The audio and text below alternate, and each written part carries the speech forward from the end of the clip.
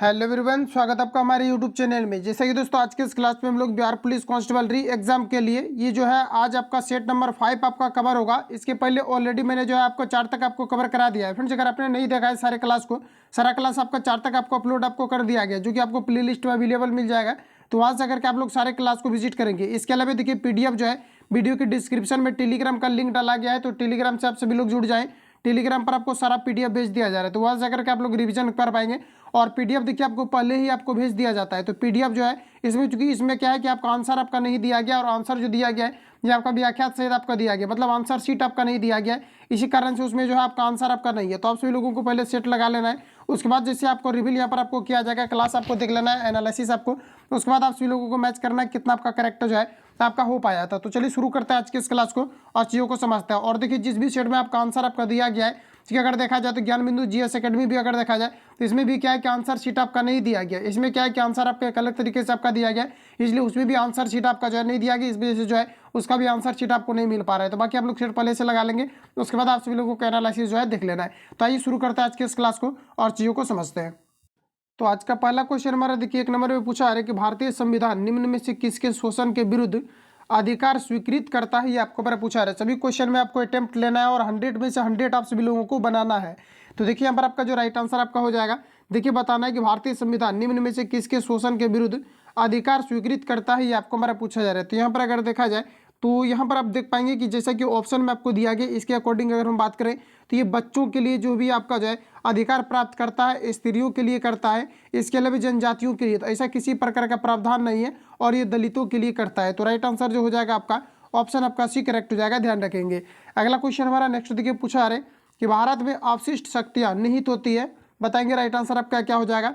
तो अवशिष्ट जो शक्तियाँ होती है ये आपके केंद्र सरकार में निहित होती है, लेकिन किसी किसी क्वेश्चन में क्या है समवर्ती आपका सूची आपका दिया रहता है। तो ध्यान रखेंगे अगर समवर्ती सूची के अंतर्गत अगर देखा जाए तो इसमें भी आपका क्या है कि भारत की अवशिष्ट शक्तियां जो है ये आपके निहित होते हैं। तो समवर्ती सूची रहेगा, तो समवर्ती सूची आप सभी लोगों को लगाना है।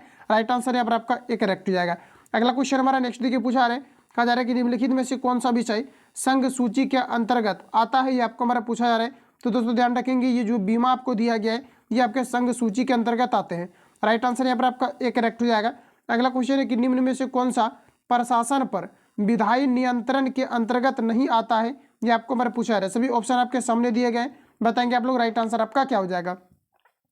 तो देखिए विधायी नियंत्रण के अंतर्गत अगर हम बात करें तो ये शून्यकाल आपके नहीं आते हैं। राइट आंसर आपका जो है B करेक्ट हो जाएगा। अगला क्वेश्चन है कि किस समिति में राज्यसभा का प्रतिनिधित्व नहीं होता है। ये आपको हमारा पूछा है। सभी ऑप्शन आपके सामने रहे, बताएंगे आप लोग राइट आंसर आपका क्या हो जाएगा। तो दोस्तों ध्यान रखेंगे आप सभी लोग, ये आपका राइट आंसर हो जाएगा प्राक्कलन समिति। प्राक्कलन समिति जो है इसका प्रतिनिधित्व नहीं होता है राज्यसभा का, मतलब जो है किस समिति में कहा जा रहा है कि राज्यसभा का प्रतिनिधित्व नहीं होता है, तो प्राक्कलन समिति में नहीं होता है। राइट आंसर यहाँ पर आपका E करेक्ट हो जाएगा। आगे बढ़ जाते हैं। अगला क्वेश्चन हमारा नेक्स्ट यहाँ पर आपको देखिए पूछा है। नेक्स्ट में आप सभी लोगों को बताना है कि दिए गए विकल्पों में से कौन सही है। ये आपको हमारा पूछा है। देखिए अगर फर्स्ट ऑप्शन की अगर बात करें तो यहाँ पर आपको दिया गया कि सर्वोच्च न्यायालय मूल क्षेत्राधिकार रखता है, बिल्कुल आपका करेक्ट कहा जा रहा है। सेकंड में अगर देखा जाए तो कहा जा रहा है कि सर्वोच्च न्यायालय मूल एवं अपीलीय क्षेत्राधिकार रखता है, ये भी आपका करेक्ट हो जाएगा। सेकंड में आपको दिया गया कि यह केवल परामर्श संबंधी क्षेत्राधिकार रखता है, तो ये भी आपका करेक्ट दिया गया। तो ऑल ऑफ आपका दिज हो जाएगा, यानी ऑप्शन D यहाँ पर आपका जो है राइट हो जाएगा। अगला प्रश्न हमारा नेक्स्ट यहाँ पर आपको देखिए पूछा है, कहा जा रहा है कि निम्न पर विचार कीजिए एवं नीचे दिए गए कूट का प्रयोग करते हुए सही उत्तर का चयन कीजिए। तो ये रहे सभी ऑप्शन आपके सामने। अब आप सभी लोगों को कूट देख करके बताना है। राइट आंसर यहाँ पर आपका क्या हो जाएगा। तो इसमें अगर देखा जाए तो कहीं पर आपको जो है ऑप्शन आपका जो है कूट वाला आपका नहीं दिया गया, क्योंकि आपका नेक्स्ट पेज में आपका चला गया है, स्कैनिंग आपका PDF है। और देखिए यहाँ पर डायरेक्टली आप जो है छांट भी इसको सकते हैं। जैसे कि अगर फर्स्ट ऑप्शन की बात करें तो कहा जा रहा है कि राज्यपाल अपना पद ग्रहण करने से पूर्व शपथ लेगा या प्रतिज्ञा करेगा, तो ये आपका पर करेक्ट आपका हो जाएगा। इसके अलावा सेकंड ऑप्शन की अगर हम बात करें तो कहा जा रहा है कि शपथ या प्रतिज्ञा का प्रारूप भारतीय संविधान की 3री अनुसूची में है, तो ऐसा बिल्कुल नहीं है, ये आपका पर गलत हो जाएगा साथियों, ध्यान रखेंगे आप सभी लोग। और ये जो आपका वर्णित आपका है ये आर्टिकल 159 में आपका जो है ये आपका जो है शपथ को लेकर के वर्णन किया गया है भारतीय संविधान में, और ये आपका यहाँ पर जो है आपका गलत हो जाएगा, ध्यान रखेंगे आप सभी लोग। अगर हम लोग नेक्स्ट ऑप्शन की अगर हम बात करें तो अगला ऑप्शन यहाँ पर आपको दिया गया है। नेक्स्ट में यहाँ पर आपको देखिए कहा जा रहा है कि राज्यपाल उच्च न्यायालय के मुख्य न्यायमूर्ति या उसकी अनुपस्थिति में कहा जा रहा है कि ज्येष्ठतम न्यायाधीश के समकक्ष शपथ या प्रतिज्ञान करेगा। तो ये आपका यहाँ पर करेक्ट हो जाएगा, यानी कि ए भी आपका राइट हो जाएगा, 3 भी आपका राइट हो जाएगा। वही 4 की बात करें तो शपथ या प्रतिज्ञापन की जो है प्रक्रिया भारतीय संविधान के आर्टिकल 159 में वर्णित है, जो कि मैंने अभी जस्ट आपको रिवील कराया है। तो ये चारों आपका जो है सही हो जाएगा, यानी कहने का मतलब है 1 सही हो जाएगा, 3 सही हो जाएगा, 4 सही हो जाएगा, ये वाला आपका गलत हो जाएगा। बाकी ऑप्शन देख लीजिए क्या कुछ दिया गया है। तो दोस्तों आपका 1 और आपका 3 और आपका 4 सही था, तो 1, 3, 4 ऑप्शन यहाँ पर आपको बी में दिया गया है। राइट आंसर आपका डी हो जाएगा। अगला क्वेश्चन है कि 2003 में कौन सी भाषा 8वीं अनुसूची में जोड़ी गई है, ये आपको हमारा पूछा है। दोस्तों ध्यान रखेंगे, इसमें आपका संथाली को जोड़ा गया है, जो कि आपका 52वां संविधान संशोधन के तहत जो है ये आपका 1903 में जोड़ा गया है, ध्यान रखेंगे। और ये 8वीं अनुसूची के अंतर्गत आपका है। और टोटल अगर देखा जाए वर्तमान में टोटल जो है 22 भाषा है, जो कि 8वीं अनुसूची के अंतर्गत आता है, और ये मान्यता प्राप्त है भारतीय संविधान के अकॉर्डिंग। तो ध्यान रखेंगे, राइट आंसर आपका जो है ए करेक्ट हो जाएगा। अगला क्वेश्चन हमारा नेक्स्ट यहाँ पर आपको पूछा जा रहा है, बताएंगे आप सभी लोग राइट आंसर क्या हो जाएगा कि भारत के प्रत्येक नागरिक का कर्तव्य होगा कि वह प्राकृतिक पर्यावरण का संरक्षण एवं उसका संवर्धन करे। यह किस अनुच्छेद में शामिल है, ये आपको मैंने पूछा है, बताएंगे राइट आंसर क्या हो जाएगा। तो ये आर्टिकल आपका जो है 51 के अंतर्गत आपका वर्णित है। ऑप्शन यहाँ पर आपका सी करेक्ट हो जाएगा, 51 को के अंतर्गत आपका वर्णित है। अगला प्रश्न हमारा नेक्स्ट यहाँ पर आपको देखिए पूछा है, कहा जा रहा है कि भारत में नियंत्रक महालेखा परीक्षक का सृजन किया जाता है। तो दोस्तों ध्यान रखेंगे आप सभी लोग, ये आपका अधिनियम 1919 के अंतर्गत से आपका किया जाता है। ऑप्शन बी राइट हो जाएगा। इंपोर्टेंट क्वेश्चन आपका याद रखेंगे आप सभी लोग कि भारत में नियंत्रण महालेखा परीक्षक पद का सृजन कौन करता है, तो ये आपको पूछा जा रहा है। तो ये आपका किया जाता है भारत शासन अधिनियम 1919 एक्ट के तहत किया जाता है। अगला प्रश्न हमारा कहा जा रहा है कि प्रोजेक्ट टाइगर की शुरुआत कब हुई थी, ये आपको हमारा पूछा जा रहा है। तो फ्रेंड्स याद रखेंगे, ये आपका 1973 अप्रैल 1973 में हुआ था। ऑप्शन सी राइट हो जाएगा। अगला क्वेश्चन है कि जीवन मंडल आरक्षित कहा जा रहा है कि परिरक्षण क्षेत्र है, बताएंगे राइट आंसर आपका क्या हो जाएगा। तो आपका अनुवांशिक विभिन्नता के राइट आंसर आपका जो है ए करेक्ट हो जाएगा। अगला प्रश्न हमारा नेक्स्ट ये देखिएगा पूछा जा रहा है कि निम्न में से कौन सा एक भारत के राष्ट्रीय जलवायु परिवर्तन कार्य योजना के मिशन में शामिल नहीं है। तो दोस्तों ध्यान रखेंगे, ये आपका नाभिकीय शक्ति नहीं है, बाकी आपके सभी है। राइट आंसर आपका ये हो जाएगा। अगला क्वेश्चन हमारा नेक्स्ट पूछा जा रहा है, कहा जा रहा है कि टुमोरोज बायो कहा जा रहा है कि बायोडाइवर्सिटी पुस्तक के लेखक कौन है। तो देखिए पुस्तक से रिलेटेड डेफिनेटली क्वेश्चन आपका छपता है, और यहाँ पर जो आपका राइट आंसर हो जाएगा ये आपका हो जाएगा वंदना शिवा। ऑप्शन आपका जो है सी करेक्ट हो जाएगा। कुछ आपके नए क्वेश्चन आपका ऐड भी हुआ है, क्वेश्चन का लेवल देख करके कुछ छात्र जो है वीडियो स्किप करके निकल लेते हैं। तो यही आपके फाइनली जो है एग्जाम में आपका बेहतर आपको परफॉर्मेंस कराएगा, अगर आप लेवल के क्वेश्चन को अगर सॉल्व करते हैं। तो ये क्वेश्चन अगर देखा जाए तो ऐसा 9 शिफ्ट में आपका इस बार आपका एग्जाम कंडक्ट होना है, और ये आपके अपने डिस्ट्रिक्ट के जो है बाहर आपका एग्जाम कंडक्ट आपका होना है। तो क्वेश्चन का लेवल आपका डेफिनेटली आपको जो है देखने को आपको मिलेगा। ऑप्शन सी करेक्ट हो जाएगा। और ये जो सेट आपका प्रिपेयर हुआ बिल्कुल एग्जाम पैटर्न को देखते हुए जो है आपका किया गया, तो अच्छे तरीके से आप सभी लोग लगाएंगे।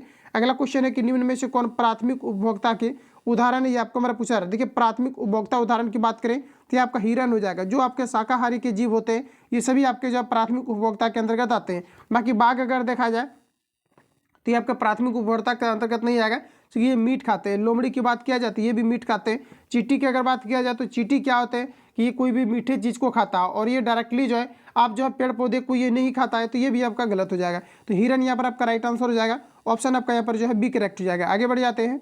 अगला क्वेश्चन हमारा नेक्स्ट देखिए पूछा है कि अप्रैल 2023 में निर्वाचन आयोग द्वारा की गई घोषणा के अनुसार वर्तमान में राष्ट्रीय पार्टी की संख्या कितनी है, ये आपको मेरा पूछा जा रहा है। तो साथियों याद रखेंगे आप सभी लोग, यहाँ पर आपका राइट आंसर जो हो जाएगा टोटल आपका 6 हो जाएगा। ध्यान रखेंगे, ऑप्शन आपका बी करेक्ट हो जाएगा।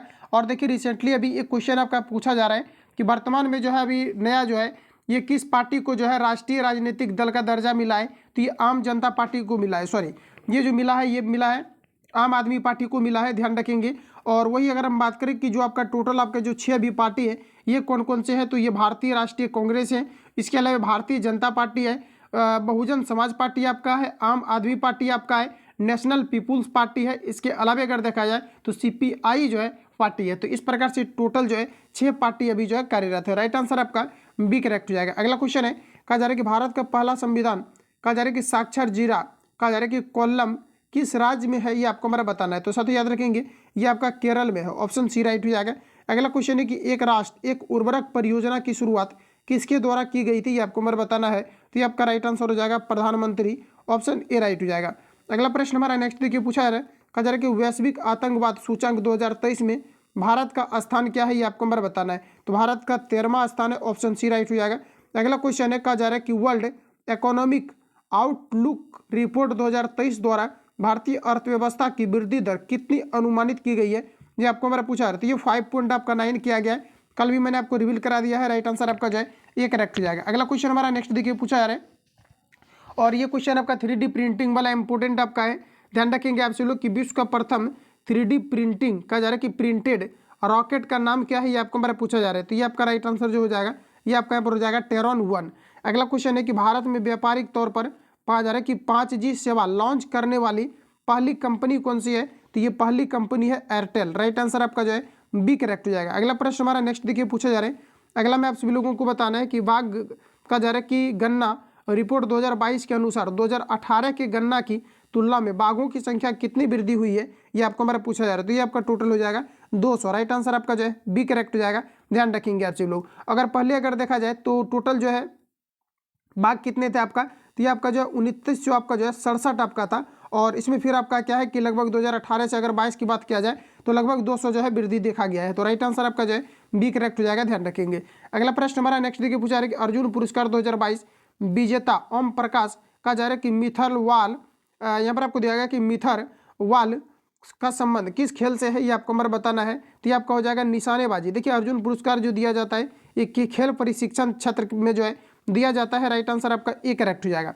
अगला क्वेश्चन हमारा नेक्स्ट यहाँ पर आपको देखिएगा पूछा जा रहा है कि कहा जा रहा है कि असीमा गोल्डन ग्लोबल पुरस्कार 2023 में सर्वश्रेष्ठ अभिनेता का खिताब किसने जीता, किसने सॉरी कहा जा रहा है कि किसे दिया गया है, ये आपको हमारा पूछा रहा है। क्वेश्चन को फिर से पढ़ लेते हैं। कहा जा रहा है कि असीमा गोल्डन ग्लोबल पुरस्कार 2023 में सर्वश्रेष्ठ अभिनेता का खिताब किसे दिया गया, ये आपको हमारा पूछा जा रहा है। तो ये दिया गया है अभी, ये आपका ऑस्टिन आपका बटलर हो जाएगा। राइट आंसर आपका ए करेक्ट हो जाएगा। अगला क्वेश्चन हमारा नेक्स्ट में देखिए पूछा जा रहा है, कहा जा रहा है कि हाल ही में बांग्लादेश के नए राष्ट्रपति के रूप में किसे नियुक्त किया गया है, ये आपको हमारा पूछा जा रहा है। तो दोस्तों ध्यान रखेंगे आप सभी लोग, राइट आंसर जो हो जाएगा ऑप्शन आपका सी करेक्ट हो जाएगा। ऑप्शन यहाँ पर आपका सी राइट हो जाएगा। ध्यान रखेंगे आप सभी लोग, ये आपका मौ जो है शहाबुद्दीन आपका चुप्पू हो जाएगा। राइट आंसर आपका सी करेक्ट हो जाएगा। आगे बढ़ जाते हैं। अगला क्वेश्चन हमारा नेक्स्ट पूछा जा रहा है कि वर्ल्ड स्टील एसोसिएशन द्वारा मार्च 2023 में जारी आंकड़ों के अनुसार कच्चे इस्पात के उत्पादन में कौन सा देश क्रमशः अग्रणी है, ये आपको हमारा पूछा जा रहा है। तो ये चीन, भारत, जापान हो जाएगा। ऑप्शन आपका बी राइट हो जाएगा। अगला क्वेश्चन हमारा नेक्स्ट यहाँ पर आपको देखिए पूछा जा रहा है, बताएंगे आपसे लोग कि पीएम गति शक्ति का जा रहा है कि मल्टी मॉडल जलमार्ग शिखर का आयोजन कहाँ किया गया, तो ये किया गया है वाराणसी में। ऑप्शन आपका यहाँ पर सी राइट हो जाएगा। अगला क्वेश्चन हमारा कहा जा रहा है कि बोल्ट कुरुक्षेत्र युद्ध अभ्यास का आयोजन भारत तथा किस देश के मध्य किया गया है, ये आपको हमारा पूछा रहा है। इस प्रकार के प्रश्नों को लगातार आप लोग रिपीट करेंगे, डेफिनेटली करंट का क्वेश्चन आपका काफ़ी ज़्यादा कवर हो जाएगा। जो करंट का वेटेज अभी जो है इस बार आपका काफ़ी ज़बरदस्त तरीका से था आपका, तो इसलिए हमारा आपका जो राइट आंसर हो जाएगा, कहा जा रहा है कि वर्ल्ड कुरुक्षेत्र युद्ध अभ्यास का आयोजन भारत तथा किस देश के मध्य किया गया है, तो हो जाएगा आपका सिंगापुर। राइट आंसर आपका ए करेक्ट हो जाएगा। अगला क्वेश्चन हमारा नेक्स्ट देखिए पूछा रहे कि बिहार जाति जनगणना 2022 के अनुसार कहा जा रहा है कि बिहार में किस कोटि की जनसंख्या सर्वाधिक है, ये आपको हमारा पूछा जा रहा है। तो ये आपका राइट आंसर हो जाएगा अत्यंत पिछड़ा वर्ग। ऑप्शन बी राइट हो जाएगा। अगला क्वेश्चन है कि हाल ही में लंबी प्रोवैक टीका को किस मंत्रालय द्वारा लॉन्च किया गया है, तो दोस्तों ध्यान रखेंगे ये केंद्रीय कृषि एवं कल्याण मंत्रालय के द्वारा लॉन्च किया गया है। अगला प्रश्न हमारा नेक्स्ट यहाँ पर आपको देखिए पूछा रहे, WHO ने हाल ही में किस देश को मलेशिया मुक्त कहा जा रहा है कि मलेरिया मुक्त घोषित किया है, तो वर्ल्ड हेल्थ ऑर्गेनाइजेशन के द्वारा बताएंगे। राइट आंसर आपका क्या हो जाएगा, किस देश को मलेरिया मुक्त घोषित किया गया है, तो ये किया गया है अजरबैजान को किया गया है। और इसके अलावे अगर देखा जाए तो अजरबैजान के अलावे जो है ये आपका तजाकिस्तान को किया गया है। ऑप्शन आपका यहाँ पर डी करेक्ट हो जाएगा। ध्यान रखेंगे। आगे बढ़ जाते हैं। अगला प्रश्न हमारा नेक्स्ट देखिए पूछा रहे, प्रश्न में आपको बताना है कि भारत में 16वें राष्ट्रपति द्रौपदी मुर्मू को कुल वैध मतों का कितना प्रतिशत मत प्राप्त था, ये आपको हमारा पूछा रहा है। दोस्तों ध्यान रखेंगे ये आपका हो जाएगा 64 पॉइंट आपका, यानी कि 64 पॉइंट आपका 03% हो जाएगा।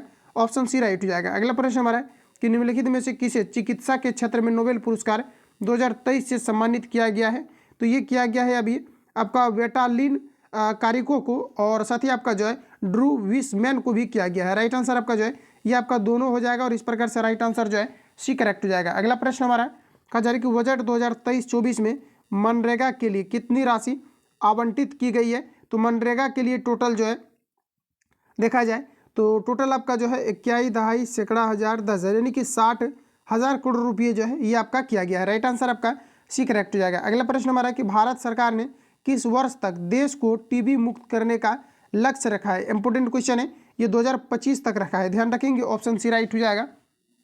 अगला क्वेश्चन हमारा नेक्स्ट के पूछा रहे कि विश्व वन्य जीव दिवस 2023 का विषय है। तो दोस्तों ध्यान रखेंगे आप सभी लोग, ये आपका हो जाएगा वन्यजीव संरक्षण के लिए भागीदारी, ऑप्शन ए राइट हो जाएगा।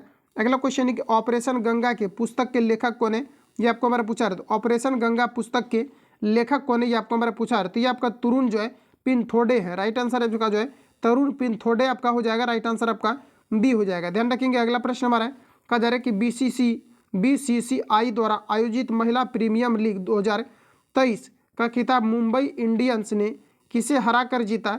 तो ये जीता है दिल्ली कैपिटल को हरा करके। राइट आंसर आपका जो है ये करेक्ट हो जाएगा। अगला प्रश्न हमारा नेक्स्ट ये हमारे देखिए पूछा रहे, कहा जा रहा है कि विश्व बैडमिंटन चैंपियनशिप 2026 का आयोजन कहाँ किया जाएगा, ये आपको हमारा पूछा जा रहा है। तो सत्य याद रखेंगे आप सभी लोग, 2026 जो है बैडमिंटन चैंपियनशिप का जो आयोजन आपका होना है ये कहाँ पर होना है। तो यहाँ पर अगर देखा जाए तो दिया गया है चाइना, तो ये आपका यहाँ पर गलत हो जाएगा। इसके अलावा देखा जाए तो यहाँ पर आपको दिया गया मलेशिया, ये भी आपका यहाँ पर गलत हो जाएगा। और इसके अलावा यहाँ पर आपको दिया गया जापान, तो ये आपका गलत हो जाएगा।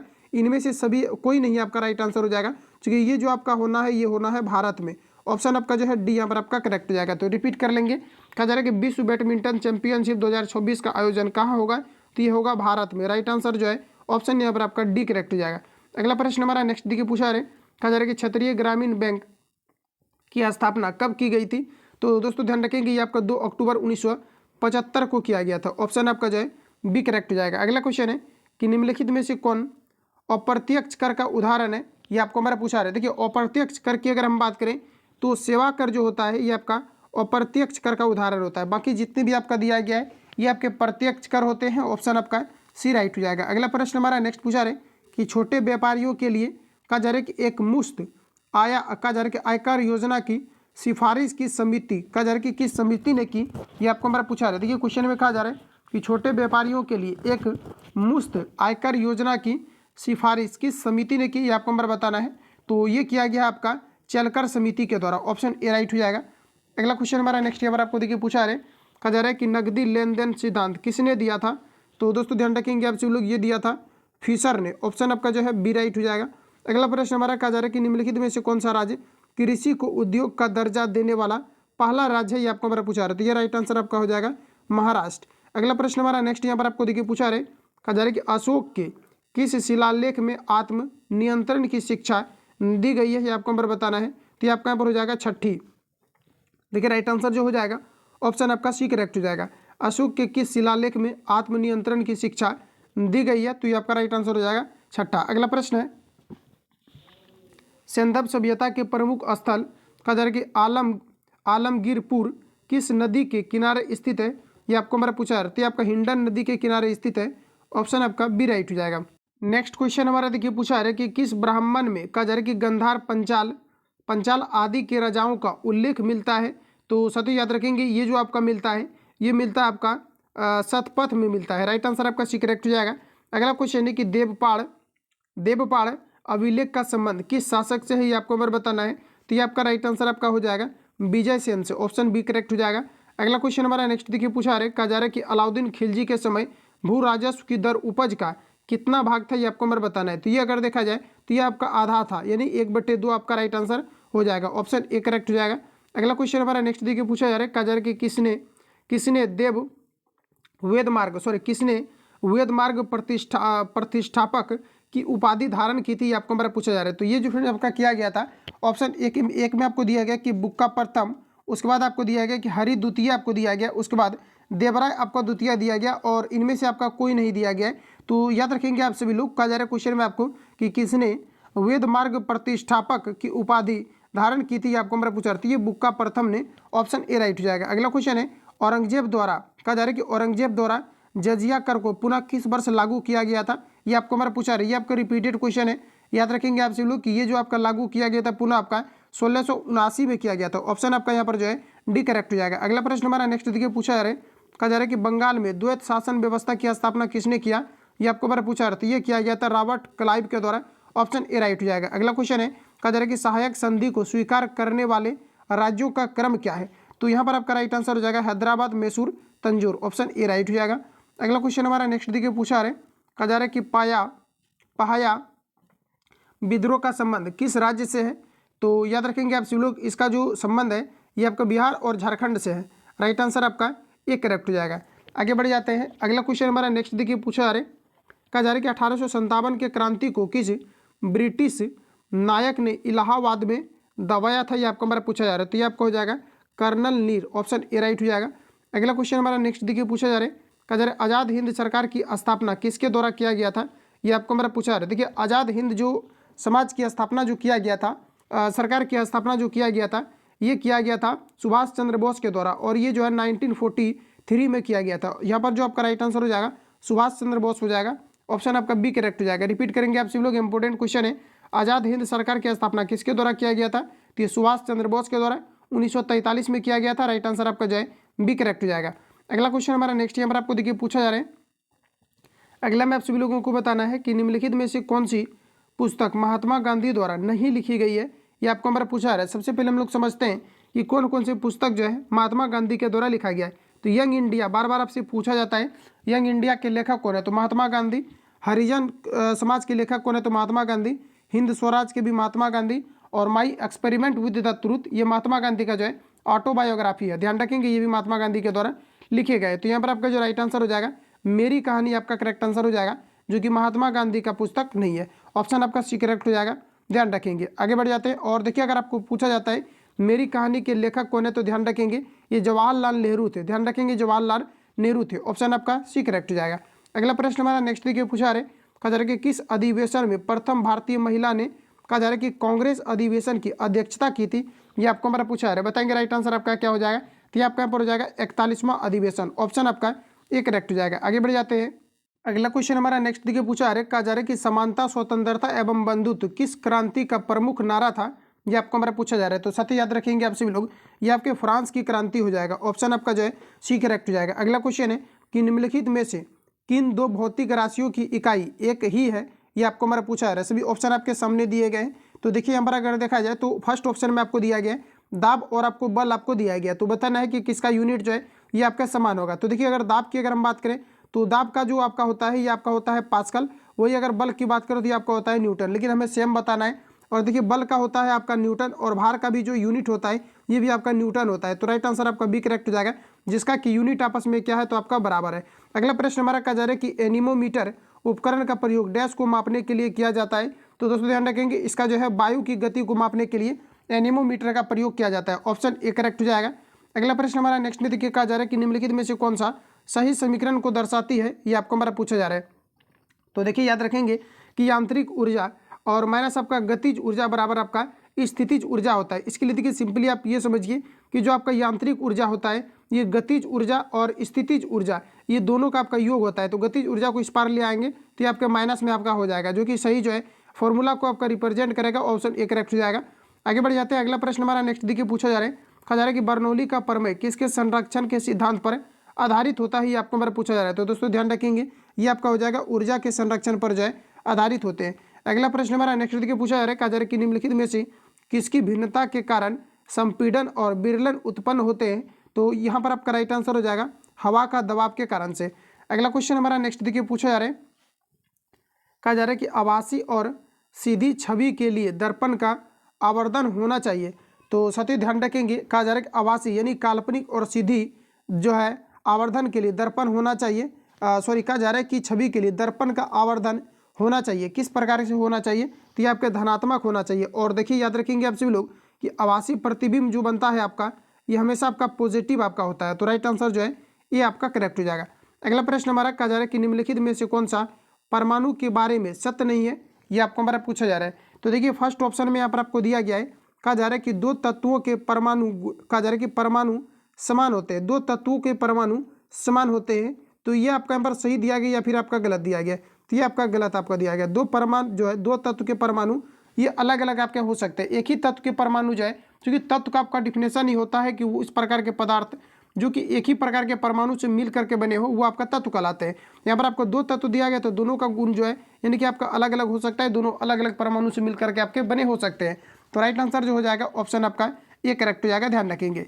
अगला प्रश्न हमारा नेक्स्ट यहाँ पर आपको देखिए पूछा है, कहा जा रहा है कि धातुओं की पतली तार के रूप में कहा जा रहा है कि ढलने की विशेषता क्या कहलाती है? तो इसे हम लोग औघात वर्धनीयता कहते हैं। क्या कहते हैं? औघात वर्धनीयता कहते हैं। और औघात वर्धनीयता के गुण को जो प्रदर्शित करता है ये सबसे ज़्यादा आपका जो है गोल्ड करता है, यानी सोना करता है। ध्यान रखेंगे, ऑप्शन आपका सी करेक्ट हो जाएगा। अगला क्वेश्चन हमारा नेक्स्ट यहाँ पर आपको देखिए पूछा जा रहा है, अगला में आप सभी लोगों को बताना है कि जल शोधन में कौन सी प्रक्रिया का प्रयोग किया जाता है। तो दोस्तों ध्यान रखेंगे, इसमें जो है जल शोधन में विपरीत प्रासरण का प्रयोग किया जाता है। ऑप्शन सी राइट हो जाएगा। आगे बढ़ जाते हैं। देखिए इस क्वेश्चन को जो मैंने आपको कराया है कि धातुओं के पतली तार के रूप में कहा जा रहा है कि ढलने की विशेषता ये क्या कहलाती है। तो देखिए इस गुण को हम लोग कहते हैं औघात वर्धनीयता, जो है औघात वर्धनीयता कहते हैं। इस गुण को हम लोग क्या कहते हैं? औघात वर्धनीयता कहते हैं। लेकिन देखिए यहाँ पर आपको कहा जा रहा है क्वेश्चन में कि विशेषता क्या कहलाता है, तो ये आपका तन्यता कहलाता है। ऑप्शन आपको ए लगाना है। यहाँ पर अगर देखा जाए तो ये क्या होता है कि औघात वर्धनीयता गुण के कारण से क्या होता है कि किसी भी धातु को जो है पीट करके चादर के रूप में बनाया जा सकता है। लेकिन यहाँ पर जो आपका आंसर होगा आपका एग्जैक्ट आपका कि धातुओं की पतली तार के रूप में ढलने की विशेषता ये क्या कहलाता है? तो ये आपके तन्यता कहलाता है। ऑप्शन आपका सी नहीं होगा यहाँ, राइट आंसर आपका ए करेक्ट हो जाएगा। ध्यान रखेंगे, आगे बढ़ जाते हैं। अगला क्वेश्चन हमारा नेक्स्ट में पूछा जा रहा है कि निम्नलिखित में से कौन सा क्षारीय विलयन नहीं है, ये आपको हमारा पूछा जा रहा है। तो एल्यूमिनियम हाइड्रोक्साइड जो होता है ये क्षारीय विलयन नहीं होता है। राइट आंसर यहाँ पर आपका जो है डी करेक्ट हो जाएगा। अगला प्रश्न हमारा नेक्स्ट देखिए पूछा जा रहा है कि निम्नलिखित में से कौन सा नीले लिटमस को लाल कर देगा, ये आपको हमारा पूछा जा रहा है। देखिए नीले लिटमस यानी कि अगर आपका ब्लू टू अगर आपका रेड हो जा रहा है तो ये अम्ल को गुण को बताएगा, और जबकि रेड टू अगर आपका ब्लू हो जा रहा है तो ये आपके जो है क्षार के गुण को बताएगा। अब बताएंगे आप सभी लोग, राइट आंसर आपका क्या हो जाएगा। तो कहा जा रहा है कि निम्नलिखित में से कौन नीले लिटमस पत्र को लाल कर देगा। तो अम्लीय गुण जो प्रदर्शित करता है ये सिरका करता है। तो राइट आंसर यहाँ पर आपका जो है डी आपका करेक्ट हो जाएगा। आगे बढ़ जाता है। अगला क्वेश्चन हमारा नेक्स्ट पूछा जा रहा है कि तत्वों कहा जा रहा है कि फ्लोरीन, क्लोरीन, ब्रोमीन, आयोडीन, एस्टेनिन को सामान्यतः किस नाम से जाना जाता है, ये आपको हमारा पूछा जा रहा है। तो ये सभी आपके हेलोजन तत्व के अंतर्गत आता है और ये जो है 17वें समूह में इसको रखा गया है। राइट आंसर आपका ए करेक्ट हो जाएगा। अगला प्रश्न हमारा नेक्स्ट में कहा जा रहा है कि अमोनिया का व्यापारिक निर्माण किस प्रक्रिया से होता है। तो अमोनिया का जो होता है ये आपका हैबर विधि से होता है, याद रखेंगे। ये आपका हैबर प्रक्रिया आपका हो जाएगा, ऑप्शन सी करेक्ट हो जाएगा। अगला क्वेश्चन है माइकोलॉजी का अध्ययन निम्न में से किससे संबंधित है, ये आपको हमारा पूछा है। तो कवक का अध्ययन जो है माइकोलॉजी कहलाता है। अगला क्वेश्चन है कि निम्नलिखित में से कौन सा एक कोशिका में अधिक मात्रा में पाए जाने वाला अणु है, ये आपको हमारा पूछा है। दोस्तों ध्यान रखेंगे, राइट आंसर यहाँ पर आपका हो जाएगा जल। ऑप्शन आपका जो है बी करेक्ट हो जाएगा। अगला क्वेश्चन हमारा नेक्स्ट यहाँ पर आपको पूछा जा रहा है, कहा जा रहा है कि पौधे में लचीलापन किस उत्तक के कारण होता है, ये आपको हमारा पूछा जा रहा है। तो ये आपका राइट आंसर हो जाएगा कोलन कायमा। ऑप्शन ए करेक्ट हो जाएगा। पौधे में लचीलापन किस उत्तक के कारण होता है, ये कोलन कायमा के कारण से होता है। और काफ़ी बार रिपीट क्वेश्चन आपका हुआ है, ये वाला ध्यान रखेंगे। अगला क्वेश्चन है मनुष्यों में पुरुषों के यौन गुणसूत्रों में कौन सा समूह होता है, ये आपको हमारा पूछा है। सभी ऑप्शन आपके सामने रहे। तो देखिए कहा जा रहा है कि मनुष्यों में पुरुषों के यौन गुणसूत्र में कौन सा समूह होता है, ये आपको हमारा पूछा जा रहा है। बताएंगे राइट आंसर क्या हो जाएगा। इसमें आपका हो जाएगा एक्स वाई, ध्यान रखेंगे। पुरुष के अंतर्गत एक्स वाई, ऑप्शन आपका सी करेक्ट हो जाएगा। अगला प्रश्न हमारा नेक्स्ट देखिए पूछा जा रहा है कि अमीबा में प्रजनन कैसे होता है। तो साथ ही याद रखेंगे अमीबा में जो प्रजनन होता है ये द्विविखंडन के द्वारा होता है, द्विखंडन के द्वारा होता है। अगला क्वेश्चन है कि निम्नलिखित में कौन परिसंचरण तंत्र का अंग नहीं है, ये आपको हमारा पूछा जा रहा है। तो ये आपका राइट आंसर जो हो जाएगा ये आपका बड़ी आंत हो जाएगा। ऑप्शन आपका डी करेक्ट हो जाएगा। आगे बढ़े। अगला क्वेश्चन हमारा देखिए पूछा जा रहा है कि निम्नलिखित में से किन पौधों को जड़, तना और पत्तियों में विभेदित नहीं किया जा सकता है। तो यहाँ पर आपका जो राइट आंसर हो जाएगा ये आपका हो जाएगा आस्पायरोगायरा। ऑप्शन आपका जो है सी करेक्ट हो जाएगा। आगे बढ़े। अगला क्वेश्चन हमारा नेक्स्ट पूछा जा रहा है कि सूची 1 को सूची 2 से सुमेलित कीजिए और सूचियों के नीचे दिए गए कूट का सही उत्तर से चयन कीजिए। तो यहाँ पर आपको देखिए जलप्रपात आपको दिया गया और राज्य दिया गया है। बताना है आप सभी लोगों को कि कौन किससे आपका संबंधित होगा आपका। तो यहाँ पर अगर देखा जाए तो आपका फर्स्ट ऑप्शन में आपको दिया गया है, आपका दिया गया है कहा जा रहा है कि दूध सागर आपको दिया गया है। तो दोस्तों ध्यान रखेंगे दूध सागर जो है ये आपके गोवा में आपका है। इसके अलावा यहाँ पर आपको दिया है यहाँ पर आपको जो है बरकाना आपको दिया गया, और बरकाना जो आपका संबंधित है ये आपके कर्नाटक में आपका है। तो कहाँ किससे आपका हो जाएगा, तो कर्नाटक आपका हो जाएगा। ये जलप्रपात कहाँ है, तो कर्नाटक में। और यहाँ पर आपको जो है डुडुमा आपको दिया गया, फिर दूदुमा आप बोल सकते हैं, ये आपका कहाँ पर है। तो साथ ही याद रखेंगे ये आपका ओडिशा राज्य में है। तो ये आपका 2 के साथ चला जाएगा। और आपको जो है किली यूर आपको दिया गया, ये आपका तमिलनाडु से चला जाएगा। तो इस प्रकार से आपका जो है मैच हो जाएगा। चाहो तो इसका स्क्रीनशॉट ले सकते हैं, इसका जो भी आंसर आएगा ये आप सभी लोग जो है कूट में लगा लेंगे। अगला प्रश्न हमारा नेक्स्ट यहाँ पर आपको पूछा जा रहा है, कहा जा रहा है कि माउंट थूलियर अंडमान और निकोबार द्वीप समूह का एक महत्वपूर्ण पर्वत शिखर है, वह कहाँ अवस्थित है, ये आपको हमारा पूछा रहा है। तो ये आपका ग्रेट निकोबार में है। ऑप्शन आपका जो है सी आपका करेक्ट हो जाएगा। आगे बढ़ जाते हैं। अगला क्वेश्चन हमारा देखिए पूछा जा रहा है, सूची 1 को सूची 2 के साथ सुमेलित कीजिए और सूचियों के नीचे दिए गए कूट का प्रयोग कर सही उत्तर का चयन कीजिए। तो देखिए भौगोलिक लक्षण दिया गया है और भौगोलिक प्रक्रिया का प्रकार आपको दिए गए हैं। तो बताएंगे कौन किससे आपका संबंधित हो जाएगा। यहाँ पर आपको संबंधित आपको बताना है। तो यहाँ पर जैसा कि आप लोग देख पाएंगे कि आपको कर्क आपको दिया गया है। तो देखिए कर्क की अगर हम बात करें तो इसके लिए जो राइट आंसर आपका हो जाएगा ये आपका यहाँ पर हो जाएगा कर्क दिया गया। कर्क आपका हो जाएगा हिमनद के अपर्दनी लक्षण आपका जो है कर्क होगा और ये कर्क आपका कहलाएगा। और यहाँ पर आपको दिया गया यारडंग आपको दिया गया है। तो यारडंग के बारे में ध्यान रखना है कि वायु के जो अपर्दनी लक्षण होते हैं इसे हम लोग जो है यारडंग के नाम से जानते हैं। तो वायु का अपर्दनी लक्षण आपको फर्स्ट में दिया गया है। इसके अलावा आपको बरखान आपको दिया गया। तो साथ याद रखेंगे कि जो बरखान आपका है वायु के निक्षेपण का जो लक्षण है ये आपका क्या कहलाता है, तो बरखान कहलाता है। और आपका ड्रमलिन आपको दिया गया, तो ये आपका 2 के साथ चला जाएगा कि हिमनद के निक्षेपण का लक्षण। तो इसका भी स्क्रीनशॉट लेकर के आप लोग याद करेंगे। आगे बढ़ जाते हैं। अगला क्वेश्चन हमारा नेक्स्ट यहाँ पर आपको देखिए पूछा जा रहा है। नेक्स्ट में आप सभी लोगों को बताना है कि प्रति चक्रवात की विशेषता होती है। बताएंगे प्रति चक्रवात की विशेषता क्या होती है, ये आपको हमारा पूछा है। तो प्रति चक्रवात की विशेषता ये होती है आपका कि स्वच्छ आसमान। राइट आंसर आपका जो है डी करेक्ट हो जाएगा। अगला क्वेश्चन हमारा नेक्स्ट यहाँ पर आपको देखिए पूछा जा रहा है। अगला में बताएंगे आप लोग कि निम्नलिखित नदियों में से कौन सी एक कहा जा रहा है कि पंचनद में सम्मिलित नहीं है, ये आपको हमारा पूछा है। तो पंचनद में जो है ये सिंधु सम्मिलित नहीं है। ऑप्शन आपका बी करेक्ट हो जाएगा। अगला क्वेश्चन हमारा कि निम्नलिखित स्थानों में से कौन सा एक लौह अयस्क खनन क्षेत्र नहीं है, ये आपको हमारा पूछा है। तो यहाँ पर देखिए आपका लौह अयस्क खनन क्षेत्र की अगर हम बात करें तो जितनी भी आपको दिया गया ये सभी आपके जो है, लेकिन यहाँ पर आपको मलाज खंड आपको दिया गया, ये लौह आपका जो अयस्क खनन क्षेत्र आपका नहीं है। ऑप्शन आपका ये करेक्ट हो जाएगा। अगला क्वेश्चन नेक्स्ट में हमारा देखिए पूछा है कि 2011 की जनगणना के अनुसार निम्नलिखित राज्यों में से किस राज्य में जनसंख्या घनत्व न्यूनतम है, ये आपको हमारा पूछा है। तो न्यूनतम जो आपका हो जाएगा, न्यूनतम कहाँ का है, तो आपका हो जाएगा मिजोरम। ऑप्शन आपका जो है डी करेक्ट हो जाएगा। आगे बढ़ जाते हैं। अगला क्वेश्चन हमारा नेक्स्ट यहाँ पर आपको देखिए पूछा जा रहा है। अगला में आप सभी लोगों को बताना है, कहा जा रहा है कि निम्नलिखित में से कौन सा कथन सत्य है, ये आपको हमारा पूछा जा रहा है। तो सत्य बताना है।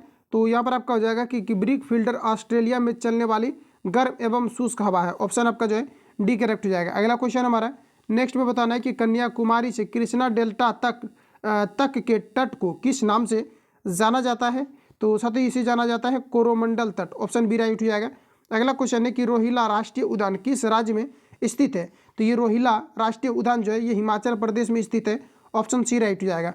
नेक्स्ट क्वेश्चन हमारा देखिए पूछा जा रहा है, कहा जा रहा है कि निम्न में से कौन व्यक्ति स्टील मैन ऑफ इंडिया के नाम से विख्यात थे, तो यहाँ पर आपको डायरेक्टली लगाना है जमशेदजी ईरानी। राइट आंसर आपका जो है सी करेक्ट हो जाएगा। अगला क्वेश्चन हमारा नेक्स्ट पूछा जा रहा है, कहा जा रहा है कि निम्न में से किस कंपनी को महारत्न कंपनी का दर्जा नहीं है, ये आपको हमारा पूछा जा रहा है। देखिए सभी कंपनी की अगर हम बात करें तो कई सारे आपके कंपनी है जिससे कि महारत्न की जो है दर्जा जो है प्राप्त है। यहाँ पर अगर ऑप्शन के अकॉर्डिंग हम बात करें तो यहाँ पर आपका हो जाएगा कि कोल इंडिया लिमिटेड को भी जो है महारत्न कंपनी की दर्जा आपका है। और इस प्रकार से अगर देखा जाए तो टोटल आपका जो है 12 कंपनी है। अगर आपको ये पूछा जाता है कि कितने कंपनी को जो है महारत्न की जो है दर्जा प्राप्त है महारत्न कंपनी की, तो टोटल आपके 12 हो जाएंगे। मैं आपको गिना भी दूंगा।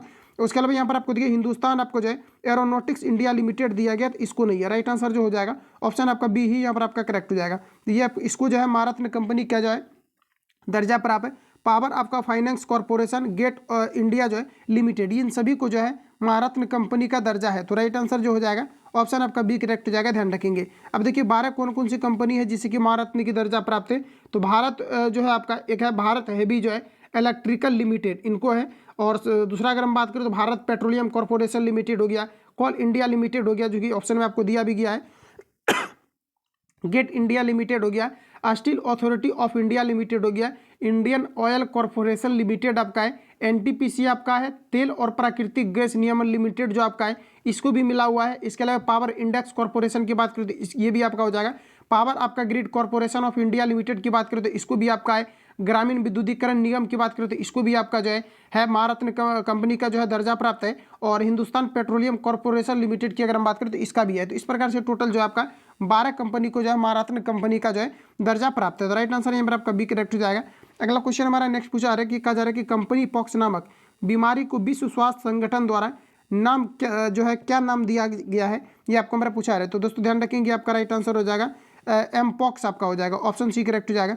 अगला क्वेश्चन है कहा जा रहा है कि दलखाई नृत्य कहा जा रहा है कि किस राज्य का एक लोक नृत्य है, ये आपको हमारा पूछा जा रहा है। तो ये आपका राइट आंसर हो जाएगा ओडिशा का है, और ओडिसी भी आपका ओडिशा का ही आपका है। तो ध्यान रखेंगे ऑप्शन आपका जो है सी ये करेक्ट हो जाएगा। इसके अलावा बार बार आपसे पूछा जाता है करगम कहाँ का लोक नृत्य, तो ये तमिलनाडु का है। करगा कहाँ का है, तो कर्नाटक का।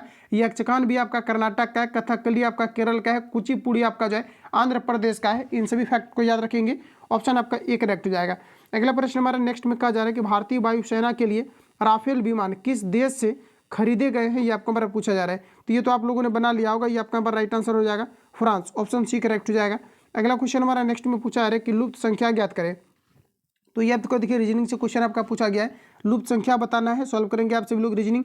यहाँ पर आपका राइट आंसर जो है ये आपका करेक्ट हो जाएगा। अगला प्रश्न हमारा नेक्स्ट यहाँ पर आपको देखिए पूछा जा रहा है, कहा जा रहा है कि संख्याओं के उस समुच्च को चयन कीजिए जो निम्नलिखित समुच्च के समान हो। बताएंगे राइट आंसर आपका क्या हो जाएगा, इसके समान आपको बताना है कि कौन सा आपका यहाँ पर होगा। तो यहाँ पर अगर देखा जाए तो राइट आंसर जो हो जाएगा ऑप्शन आपका जो है सी आपका करेक्ट हो जाएगा, ध्यान रखेंगे। और आगे बढ़ जाते हैं हम लोग, रीजनिंग जितना भी आपका टोटल बनाना है सभी आपका बन जाएगा। अगला प्रश्न हमारा नेक्स्ट यहाँ पर आपको देखिए पूछा जा रहा है, प्रश्न में आपको कहा जा रहा है कि 9,000 का 10% वार्षिक दर पर 2 वर्ष 4 माह का चक्रवृद्धि ब्याज कितना होगा, जबकि ब्याज कहा जा रहा है कि वार्षिक देय है। तो देखिए ब्याज क्या है, तो यहाँ पर आपका वार्षिक आपका देय है। तो इसके लिए बताएंगे आप लोग राइट आंसर यहाँ पर आपका क्या हो जाएगा। तो सबसे पहले आपको क्या करना है 2 वर्ष आपको 4 माह आपको दिया गया है। तो दोस्तों इसको क्या करना है कि आपको सबसे पहले आपको वर्ष में आपको चेंज कर लेना है। वर्ष में इसको चेंज करके आप लोग जो है ये आपका पी इंटू आपका जो है पी इंटू आपका 1 प्लस आपका आर बाय जो है 100 और बटे आपका टी पर इसको सॉल्व करेंगे, राइट आंसर यहाँ पर आपका निकाल करके आ जाएगा। लेकिन क्वेश्चन को फिर से पढ़ लेना है। कहा जा रहा है कि 9,000 रुपये के 10% वार्षिक चक्रवृद्धि ब्याज पर इतना वर्ष का जो है चक्रवृद्धि ब्याज कितना होगा, जबकि ब्याज कहा जा रहा है कि वार्षिक देय है। तो आपको यहाँ पर देखिए सिंपली क्या करना है कि मिस हो गया। यहाँ पर आपको देखिए क्या है कि वार्षिक देय है, मतलब प्रत्येक वर्ष के लिए आपको निकालना है। तो सिंपली आपको क्या करना है कि कहा जा रहा है कि इतना वर्ष का क्या होगा, ये आपको हमारा पूछा रहे हैं कि वार्षिक देय है। तो कहा जा रहा है कि इतने वर्ष के लिए आपको सिंपली जो है यहाँ पर आपको निकालना है। तो देखिए यहाँ पर आपको सिंपली आपको यहाँ पर ये करना है कि जैसा कि आप लोग देख पाएंगे कि यहाँ पर आपको 2 वर्ष आपको 4 माह दिया गया। तो पूरे को हम लोग सबसे पहले वर्ष बना लेते हैं। तो 2 प्लस आपका 4 बटे आपका कितना हो जाएगा 12। इसको देखिए कैलकुलेट करके पूरे को आपको सबसे पहले आपको वर्ष में ले आना है। और ये जो आपका वर्ष में आपका ये आपका आएगा 2 पूर्णांक आपका जो है 1 बटे आपका यहाँ पर 3 आपका आ जाएगा। तो सबसे पहले इसको वर्ष में ले आएंगे, टोटल आपका यहाँ पर टाइम आपका निकल जाएगा। उसके बाद देखिए क्वेश्चन में आपको क्या करना है कि पी इंटू आपका जो है 1 प्लस आर बाय 100 इंटू आपका जो है टी होता है, जिस प्रकार से भी मैंने आपको फॉर्मूला बताया। तो यहाँ पर आप लोग देख पाएंगे यहाँ पर आपको 9,000 आपको दिया गया। तो यहाँ पर आपका टोटल कितना हो जाएगा 9,000। उसके बाद इंटू आपका 1 प्लस आपका आर बाय आपका जो है 100 होता है। तो आर देख पाएंगे आपको 10% दिया गया, तो 10 बटे आपका कितना हो जाएगा 100। और टाइम टोटल यहाँ पर आपका 2 वर्ष 4 माह आपको दिया गया है। तो एक बार आप लोग जो है 2 वर्ष ले लीजिए। तो 2 वर्ष एक बार ले लेते हैं और 4 माह का जो अलग से हम लोग ले लेंगे फिर। तो यहाँ पर आपको फिर क्या करना है कि आपको इंटू उसके बाद आपका क्या हो जाएगा 1 प्लस आर बाय 100। तो आर अगर देखा जाए तो आर अब आपको कितना लेना है, तो यहाँ पर देखिए आपका 2 वर्ष आपने यूज़ कर लिया हुआ है और 2 वर्ष और यहाँ पर क्या है तब को यहाँ पर 4 माह आपको दिया गया है। तो इसी को हम लोग क्या लिख सकते हैं, इसको हम लोग जो वार्षिक में बना लेते हैं। 4 बटे आपका कितना हो जाएगा 12 और नीचे आपका यहाँ पर फिर आपका कितना हो जाएगा, तो नीचे आपका यहाँ पर हो जाएगा 100 आपका हो जाएगा। उसके बाद इसको कैलकुलेट करेंगे, राइट आंसर आपका निकल करके आ जाएगा। इसमें टाइम आपको कुछ भी आपको नहीं रखना है, इस प्रकार से आप सभी लोगों को सॉल्व करना है, राइट आंसर आपका निकल करके आ जाएगा। अगला क्वेश्चन हमारा नेक्स्ट देखिए पूछा रहे कि नदी की धारा की गति 3 किलोमीटर प्रति घंटा है। एक नाव 36 किलोमीटर जाती है और 9 घंटे में प्रारंभिक बिंदु पर वापस आती है। तो कहा जा रहा है कि शांत जल में नाव की चाल कितनी होगी, ये आपको हमारा पूछा रहा है। गति कितनी होगी ये आपको हमारा पूछा रहा है। देखिए इस प्रकार के जब भी कभी क्वेश्चन पूछा जाता है तो आपको सिंपली क्या करना है, जैसे कि आपको बताएं कि नदी की धारा की गति आपको दिया गया है 3 किलोमीटर आपका प्रति घंटा है। तो नदी की जो धारा की गति है ये क्या है, तो 3 किलोमीटर आपका प्रति घंटा है। अगर मान लिया जाए कि अगर नाव की चाल अगर मान लिया जाए कि x किलोमीटर अगर प्रति घंटा रहेगा और ये धारा की दिशा में ही अगर चलेगा तो आपका क्या हो जाएगा x प्लस 3 किलोमीटर प्रति घंटा। और धारा के जब अपोजिट चलेगा तो x माइनस आपका 3 किलोमीटर प्रति आपका घंटा हो जाएगा। अब देखिए क्वेश्चन में कहा जा रहा है कि दोनों तरफ से वापस जाता है और आता है, लेकिन टोटल आप देख पाएंगे कि टोटल आपका जो है दूरी कितना दिया गया है, तो आपका जो है 36 आपको दिया गया है और समय कितना दिया गया 9। तो समय बराबर में ले लेते हैं क्योंकि समय बराबर दूरी बटे आपका चाल हो जाएगा। तो कितना हो जाएगा आपका 36 बटे एक बार चाल देखिए कितना हो गया आपका x प्लस 3 किलोमीटर प्रति घंटा और पुनः आपका कितना हो गया, तो फिर आपका जो है समय बराबर आपका दूरी बटे चाल, तो फिर जो है दूरी आपका जितना गया है उतना ही आएगा, तो 36 बटे आपका कितना हो जाएगा, x माइनस आपका 3 हो जाएगा। इसको कैलकुलेट करेंगे, x का आपका जो वैल्यू निकल करके आएगा उसको सबसे पहले आपको निकाल लेना है, क्योंकि ये आपको द्विघात समीकरण बन जाएगा। एक आपका निगेटिव और दूसरा आपका पॉजिटिव आएगा, तो निगेटिव वाला को रिजेक्ट कर देना है, जो पॉजिटिव आपका आएगा वही राइट आंसर हो जाएगा। तो इसका जो करेक्ट आंसर आपका निकल करके आएगा ये 19 किलोमीटर प्रति घंटा आ जाएगा। तो इसको आप लोग सॉल्व करेंगे, सॉरी इसका 9 किलोमीटर प्रति घंटा आपका निकल करके आ जाएगा। ऑप्शन आपका बी करेक्ट हो जाएगा। अगला क्वेश्चन हमारा नेक्स्ट यहाँ पर आपको देखिए पूछा है, कहा जा रहा है कि दी गई आकृति में त्रिभुजों की संख्या बताना है। ये क्वेश्चन आपका त्रिभुज से रिलेटेड आपका पूछा भी गया था कि कितना आपका त्रिभुज आपका है। तो इसमें देखिए इसको काउंट करेंगे आप सभी लोग, इसका राइट आंसर आपका यहाँ पर हो जाएगा टोटल इसमें जो है आपके 32 आपका त्रिभुज आपको दिया गया है। तो फाइनली इस सेट में जितने भी क्वेश्चन आपको दिया गया था 100 क्वेश्चन फाइनली मैंने जो है बेहतरीन तरीका से आपको रिवील आपको करा दिया। बाकी किसी प्रकार का डाउट या संशय तो आप हमें कमेंट करेंगे। मिलते हैं नेक्स्ट वीडियो में। जो लोग चैनल पर नए हैं चैनल को सब्सक्राइब करके बेल आइकन को प्रेस कर लेना, क्योंकि जब भी वीडियो अपलोड होगा तो आप नोटिफिकेशन पहुंचते रहेगा। मिलते हैं नेक्स्ट वीडियो में, तब तक के लिए जय हिंद, बेस्ट ऑफ लक।